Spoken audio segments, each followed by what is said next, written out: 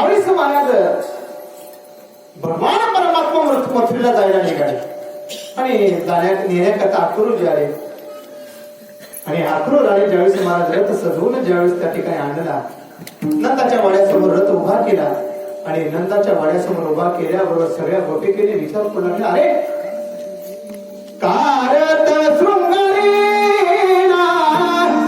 सांगे हो मदरा, बोले नंदाची पत्तारी सत्यातीत हो बोली. सांगू लागली, मथुरेचे चक्रपाणी जातोगे साजरी, या नंदाचे अंगणी मिळाल्या गवळणी. सगळ्या गोपिका मला त्या ठिकाणी धावत आल्या आणि धावत आल्यानंतर महाराज ज्यावेळेस भगवान परमात्मा रथामध्ये चढू लागला आणि चढायला लागल्याबरोबर सगळ्या गोपिका त्या रथाच्या आडव्या झाल्या. भूमी पडल्या व्रजभारे, बोलत्या सांभाळे. सगळे आडव्या पडले महाराज, अस्ताव्यस्त केस झालेले आहेत. सगळ्या गणाबडा लोळतायत महाराज. आणि कृष्णा, हे कृष्णा, अरे तू आम्हाला सोडून जाऊ नकोस, तू जर आमच्यापासून गेलास ना, खरंच या जीवामध्ये प्राण राहणार नाही, त्या देहामधला प्राण गेल्यासारखं होईल. महाराज सगळ्या ढसा रडताय. इतक्या रडल्या महाराज. नयनीच्या उदकाने भिजली धरणी, नयनीच्या उदकाने भिजली धरणी, भिजली धरणी. सगळं मोदक शुद्ध झालेलं आहे. सगळ्या गोपिका कसा रडताय, कृष्णा कृष्णा काम तर करताय. आणि त्या अक्रूराला नाही त्या गोपिका बोलल्या, अरे अक्रूरा तू आमचा कृष्ण नाहीस, तो आमचा प्राण घेऊन जातोय. पण नाही गेला त्याला. शेवटी ना महाराज भगवान परमात्मा खाली उतरले, सगळ्या गोपिकेला बाजूला केलं आणि कसा बसा त्या महाराज रथ निघून गेला. रथ जसा निघून गेला तसा महाराज त्या गोपिका त्याच ठिकाणी त्या भगवान परमात्म्याच्या साठी महाराज त्या रुदन करत बसलेले आहे. रथ निघून गेला. तिकडं महाराज कंस वध झाला, सर्व झालं. आणि ज्यावेळेस कारागृहातून महाराज देवकी वसुदेवाची सुटका केली आणि भगवान परमात्मा देवकी वसुदेवाच्या कशी राहू लागले. राहायला लागल्यानंतर महाराज थोडे दिवस गेले. एक सकाळची वेळ होती आणि सकाळच्या वेळेस महाराज देवकी आईने एका वाटीमध्ये ते लोण्याचा गोळा आणला आणि लोण्याचा गोळा भगवान परमात्म्याच्या समोर ठेवला. समोर ठेवल्याबरोबर महाराज तो पाहिला, लोण्याचा जसा गोळा पाहिला तसा महाराज भगवान परमात्मा ढसा रडायला लागले. भगवान परमात्मा महाराज रडायला लागल्याबरोबर इतके रडायला लागले. भगवान परमात्मा काही केलं समजलं काय करावं. देवकी आई सब जवळ जातात, अरे कृष्णा माझं काही चुकलं का. अरे नाही, मी तुला लहानपणापासून सांभाळलं नाही, तुझं मला आवड कळत नाही, तुला काय आवडतं नाही माहिती मला, सांग कृष्णा माझं काही चुकलं का. तरी पण मला रडायचं थांबला. वसुदेव बाबा आले, अरे कृष्णा का रडतोस, नको रडत. तरीही रडायचे थांबला. मग मला तेवढ्यामध्ये उद्धवची त्या ठिकाणी आली. उद्धव आल्याबरोबर उद्धवाने विचारलं, आई काय झालं. अरे बघ ना, अरे तू मित्र आहेस, बघतो काय ऐकत समजते का, बघतो. रडायला लागल्या. किती वेळ झाला त्याला समजवतो, रडायचं थांबत नाही. उद्धव ज्ञानी होते महाराज. उद्धव जवळ गेले, देवाला म्हणाले, ए देवा, अरे तू देवान कुठं रडायचं असतं का. सामान्य माणसानं रडणं ठीक आहे, पण तुझ्यासारख्यानं रडावं नाही करणार उद्धवा तुला. पण काय झालं ते तरी सांग. खरं सांगतो उद्धवा, ज्यावेळेस माझ्या समोर ही लोण्याची वाटी आणली, अरे ज्या लोण्याच्या गोळ्यासाठी मला त्या माझ्या गोपिका थै नाचवायच्या आणि घामाघूम व्हायचं आणि मग महाराज कुठेतरी ते लोण्याचा गोळा द्यायचा.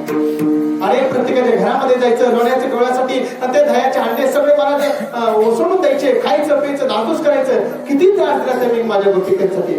आणि ज्यावेळेस मी त्या वृद्ध मथुरेतून ज्यावेळेस निघायला लागलो आणि जाताना त्या गोपिकेची अवस्था बघितली, त्यांची अवस्था आता येताना किती त्या रथाच्या आडव्या पडून रुदन करत होत्या, रडताय, ढसा रडतायत.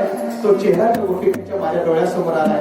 आता मी इतके दिवस झाले या ठिकाणी आलोय, आणि आता माझ्या गोपिकेची अवस्था काय असेल त्या आठवणीला मी रडते. एक काम करतोस का उद्धवा? सांग ना देवा, माझ्यासाठी एकदा माझ्या गोपिकांची भेट घेऊन येतोस का? काय त्यांची अवस्था आहे बघ तरी. उद्धव म्हणू लागला, त्या गोपिकेच्याकडे, त्या गोपाळाच्याकडे मला धावतो असं तुला काही कळतंय का? ते सामान्य गोपाळ आहे, मी एक ज्ञानी आहे आणि ज्ञानी माणसाला अशा सामान्य माणसाकडे पाठवतो. उद्धव एकदा माझ्यासाठी जा, एकदा माझ्यासाठी जा. उद्धव म्हणले तू सांगतोस म्हणून जातो. आणि जायला निघाले महाराज, पण उद्धवाला सांगितलं, हे उद्धवा जातोय पण असं जाता येणार नाही. एक काम कर, तुला माझे कपडे परिधान करावे लागतील, माझ्या रथामध्ये जावं लागेल. म्हणजे का? अरे तू जर असा गेला तर तुझ्या जवळ सुद्धा कोणी येणार नाही. मग महाराज भगवान परमात्म्याचे ड्रेस परिधान केले, रथामध्ये महाराज स्वार झालेले आहेत आणि रथ जसा जसा महाराज त्या वाटेला निघालेला आहे, त्या गोकुळामध्ये वृंदावनामध्ये त्या रुदन करत बसलेल्या त्या गोपिका महाराज कृष्णा कृष्णा करून आक्रोश करतायत. आणि आक्रोश करणाऱ्या गोपिकेमध्ये महाराज काही गोपाळ होते, काही गोपिका होत्या, रोज जायच्या आणि त्या वाटेकडे लक्ष लावून बसायच्या. आज माझा कृष्ण येईल, आज आमचा दादा येईल, रोज उठावं आणि त्या वाटेकडे लक्ष द्यावं, संध्याकाळपर्यंत वाट पाहावी. आणि ज्यावेळेस महाराज भगवान परमात्मा नाही आले हे समजल्यानंतर परत मला नाराज व्हावं, आईकडे जावं, आई नाही आला तो कृष्ण, नाही आला. परत महाराज आईने समजावं, अरे आज नाही आला, उद्या येईल, उद्या येईल तो. परत उद्या जावं, परत त्या वाटेकडे डोळे लावावेत. परत महाराज कृष्ण नाही आला म्हणजे की परत महाराज रडत रडत माघारी जावं. आणि तो दिवस उगला ज्या दिवशी महाराज उद्धव त्या ठिकाणी यायला लागले. रथ येताना बघितल्या बरोबर महाराज सगळे गोपाळ उड्या मारू लागले, कृष्णाला काना काना आलाय. सगळे महाराज धावत निघाले आणि धावत निघाले तर त्यात एक गोपाळ होता, तो म्हणू लागला, अरे आज आला तो, इतका दिवस झाले, मेले का जवळ हे बघण्याकरता आला असेल, आता नाही बोलायचं त्याला. कृष्णा महाराज एका झाडाच्या पाठीत गुंड्याला पाठ लावून महाराज तिथंच रडत बसला. एकदा म्हणला, तुला रडायचं तर रड, किती दिवसात कृष्ण आलाय, नाही मी आता रडत बसणार नाही, आता जाणार आणि त्याला कोटून मिठी मारणार. आणि ढसा ढसा रडणार.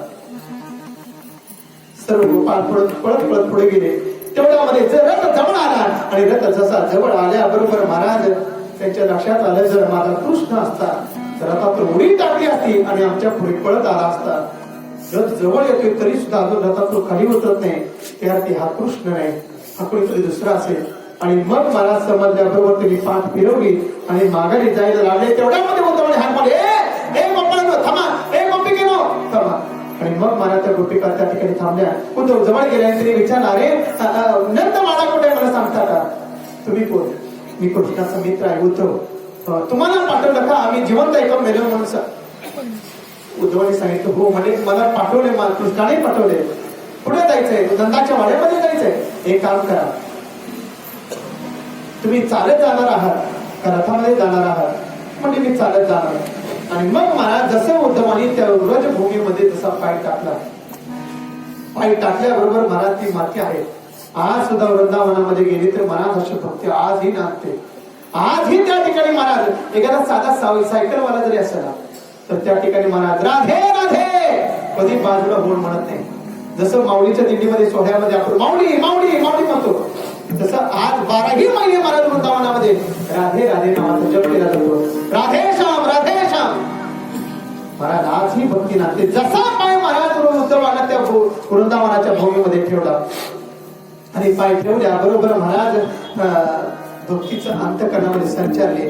त्या गोपिकेने सांगितलं, एक काम करा, हा पाठ दिसतो ना पायाचा, त्या पाटाच्या कडेने तुम्ही जा आणि गेल्याबरोबर तुम्हाला नंदाच्या वाड्यामध्ये बरोबर पोहोचा. उद्धवाने विचारलं, हा पाठ नेमका कशात आहे? ते म्हणजे हा पाठ काय कोयना योजनेचं पाणी नाही, म्हैसाळ योजनेचं पाणी नाही किंवा टेंबूचं नाही. म्हणजे हे मग आहे तरी कुठलं? हे म्हणजे ज्या वेळेस भगवान परमात्मा आम्हाला सर्वांना सोडून गेला त्या दिवसापासून त्यानंद वाड्यामध्ये गोपिका विलाप करतायत आणि त्यांच्या डोळ्यातून निघणारं अश्रू जे पाणी आहे ना, त्या पाण्याचा हा पाठ तयार झाला. उद्धव विचार करते, आजही त्या गोपिका रडतायत माझ्या कृष्णासाठी. काय अवस्था असेल त्याच्या मनामध्ये, उद्विग्नता वाढू लागली. काय काय अवस्था असेल त्या गोपिकेची, काय असेल अवस्था त्या यशोदेची, काय असेल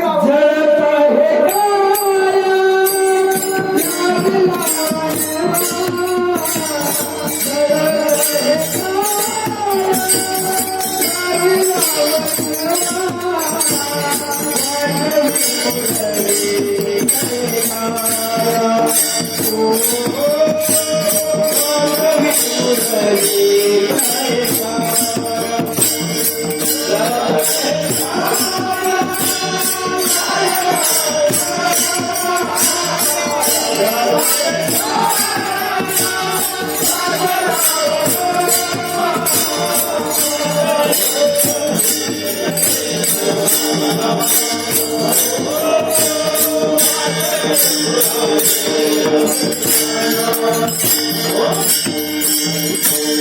जसा जसा त्या महाराज त्या पाटाच्या कडे महाराज उद्धव निघाल्यानंतर महाराज ज्यावेळेस नंदवाड्यामध्ये प्रवेश केला तर बघतात तर महाराज सगळे त्या अस्ताव्यस्त पडलेल्या गोपिका आणि मनामध्ये एकच महाराज भाव चाललाय, कृष्णा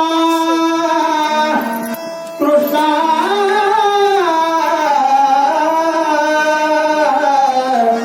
कृष्णा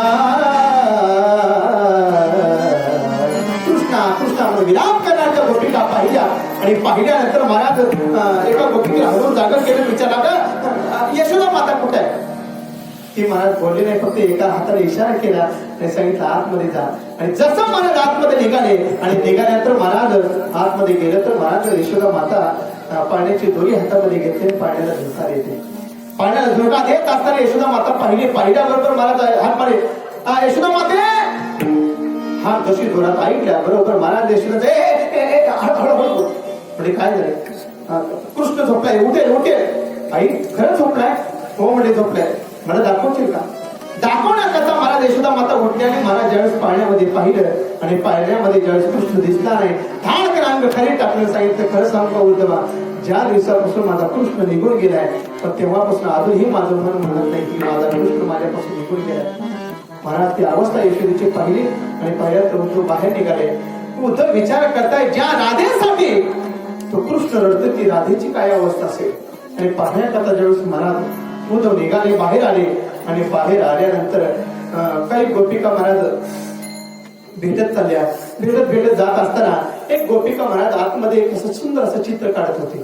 चित्र काढत असताना महाराज बाहेरून पाहिलं तर मला भगवान परमात्म्याचं उभे चित्र ती त्या ठिकाणी काढत होते. त्या ठिकाणी उद्धव विचार केला की नक्कीच ही राधा असली पाहिजे. जसंच्या तसं माझ्या कृष्णाचं चित्र ज्या अर्थी काढते त्या अर्थी ही राधा असली पाहिजे. आतमध्ये गेले आणि आतमध्ये गेल्याबरोबर महाराज चित्र पूर्ण होईपर्यंत तिच्या पाठीमागं उभं पाहायला लागले आणि पाहायला लागल्यानंतर सर्व चित्र झालं आणि हातातला ब्रश महाराज तिने खाली ठेवला आणि खाली ठेवल्यानंतर जशी पाठ फिरवली आणि पाठ फिरवल्याबरोबर उद्धवजी तुम्ही कधी आला? म्हणजे तू ज्यावेळेस ब्रश हातामध्ये घेतला आणि माझ्या कृष्णाचं चित्र काढायला सुरुवात केली त्याच वेळेस मी तुझ्या इथं आलो. पण खरं सांगू का गोपिके, तू या चित्रामध्ये फार मोठी चूक केली म्हणजे उडी मध्ये उद्धवजी काय झालं? माझ्या कृष्णाचे चित्र काढण्यामध्ये मी कुठं कमी पडले सांगा, लवकर सांगा. खरं सांगू, सुंदर चित्र काढले, जसं भगवान परमात्म्याचे सुंदर असं केस आहेत, सुंदर असं माझं चेहरा आहे, सर्व काही तू बरोबर काढलंस, फक्त एकच काढलं नाहीस. ज्या पायासाठी मोठमोठी संत महात्मे वेळे होतात इतके सुंदर असे असताना त्या भगवान परमात्म्याचे पाय तू या चित्रात काढलेले आहेत, ही सगळ्यात मोठी चूक केली. असं म्हणल्यानंतर मला त्या गोष्टीकडे ते उद्धवाला उत्तर दिलं, खरं सांगतो उद्धवजी, मला वाटतं दुसरी काही चूक झाली का? त्याला जे पाय काढलेले त्याचं कारण तुम्हाला सांगता, याच पायाला तो आमच्यापासून निघून गेला न झालं या चित्रातूनही तो निघून जाऊ नये आणि म्हणून या चित्राला पाय काढलेले. काय आलं, काय प्रेम असेल उद्धवजी. म्हणजे तुम्ही कोण आहात? तुम्ही राधाजी का? मी राधा नाही, मी राधेची दासी आहे, चित्रलेखा आहे. उद्धवजी विचार करतात जर दासी तर इतकी प्रेम करत असेल तर ती राधा काय प्रेम करत असेल. आणि मग महाराज तिला विचारलं कुठे आहे राधा? जा म्हणजे असं समोर गेलं तर कदमाचं वृक्ष आहे, त्या कदमाच्या वृक्षाला पाठ लावून बसले ती राधा आहे, मध्यभागी बसले आहेत, काही गोपिका समोर बसले आहेत. उद्धवजी जवळ गेले पण त्यांचं संभाषण चालू होतं. उद्धवजी समोर गेले, एका झाडाच्या गोंद्याला पाठ लावून तिथं सर्व संभाषण ऐकत होते. ऐकत असताना महाराज एक गोपिका उठलेली आहे आणि एक गोपिका उठून महाराज राधाजीला म्हणते, राधाजी खरं सांगा, काल माझ्या स्वप्नामध्ये कृष्ण आला. मी धार काढण्याकरता हातामध्ये कळशी घेतली आहे, कासांडी घेतली आहे आणि ते भांडे घेऊन मी ज्यावेळेस धार काढण्याकरता गेले, धार काढत होते आणि काढण्याकरता त्या ठिकाणी गेल्याबरोबर उठून हा आला, काही कळलं नाही आणि काढलेले धारेत ते भांडच उचललं आणि घेऊन पळू लागल्याबरोबर मी त्याच्या पाठीमागे लागले. तेवढ्यामध्ये मला जाग आली. एक मध्ये मी पाण्याला निघाली, माझा घडा पडला, मला तेवढ्यामध्ये त्याच्या पाठीमागे लागले, तेवढ्यामध्ये जाग आली. सगळ्या महाराज त्या ठिकाणी राधेला सांगू लागल्या, मला अशी भेट दिली, मला तशी भेट दिली. सगळ्यांनी विचार केला, म्हणजे हो राधाजी, आम्हाला तो कशामध्ये तो दर्शन देतोय, कधीतरी स्वप्नामध्ये येतोय, तुम्हाला असं कधी वाटत नाही का, कधीतरी तुमच्या स्वप्नामध्ये तो कृष्ण आला नाही का? तर राधेने सुंदर उत्तर दिलं, राधाजी म्हणतात, खरं सांगू का, ज्या अर्थी तुमच्या स्वप्नामध्ये कृष्ण आला त्या अर्थी तुम्हाला झोप लागली, ज्या अर्थी तुम्ही झोप लागली त्या अर्थी तुम्ही कृष्णाला विसरला. खरं सांगू का, ज्या दिवसापासून तो भगवान परमात्मा माझा कृष्ण निघून गेलाय त्या दिवसापासून या डोळ्याला डोळाच लागला नाही, जिथं झोपच नाही तिथे स्वप्न. महाराज एवढं प्रेम करणार त्या गोपिका होत्या, काय दिलं होतं, काय दिलं होतं, काहीच नाही, फक्त सर्वस्व मला त्यांनी त्या भगवान परमात्म्याला अर्पण केलं होतं. इतकं अर्पण केलं होतं की देही आसनी शयनी सदा हरिके चिंतन, ही अवस्था त्या गोपिकेची होती. आणि अशी अवस्था चित्ताची असावी महाराज, इतकी अवस्था होती महाराज त्या गोपिकेची. काही गोपिका महाराज बाजारला निघायच्या, डोक्यावरती हंडी असायची, दह्या दुधाचे डेरे असायचे. धुळी बरा धुळी गवळणी साथे निघाली, गवळणी मारस, गवळणी मारस म्हणून विसरली. धुळीवर धुळी गवळणी साथे निघाली, गोविंद घाट कोणी दामोदर जागे, तब तब हासती मथुरे जागे. ही अवस्था त्या गोपिकेची होती. भक्ती कशी असावी, भक्ती करत असताना निरपेक्षपणाने भक्ती करावी. आणि मग निरपेक्ष भावनेने जर भक्ती केली तर तुकोबरे म्हणतात, पावलो हे संग सुख याचे, त्या भगवान परमात्म्याचा संग सुख लाभ केल्याशिवाय राहणार नाही. आणि म्हणून जीवनामधून आशा टाकून द्या आणि जीवनामध्ये भक्ती करा, निश्चित ते साध्य प्राप्त झाल्याशिवाय राहणार नाही. तुकोबरे म्हणतात ते साध्य प्राप्त झालं, पण त्या साध्याचा परिणाम माझ्या जन्मामध्ये आणि काय झाला, अभंगाचं दुसरं विचार आहे.